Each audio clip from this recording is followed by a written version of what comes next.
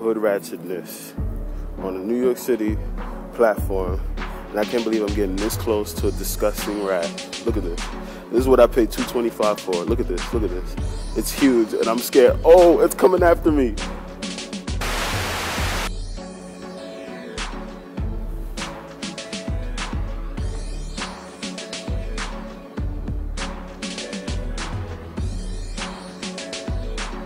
Right now I'm on 149th Street in the Bronx.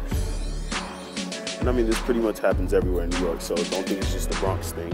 And there's a huge rat on the platform, and yes, I'm this close. There's no zoom. This is exactly where I'm at. And I just want to thank the MTA for charging me more money in January to see this. Look at that, look at that. Oh my God, I'm never sitting on a chair again.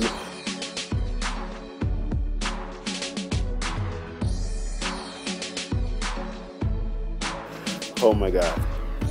And why is the rat eyeballing me? I'm getting scared. Yo, if I get attacked, I just want to say that God bless all my viewers, and I appreciate y'all watching. I really feel like that guy from the Animal Planet channel. I really feel like walking in for a closer look, but I'm not gonna do it.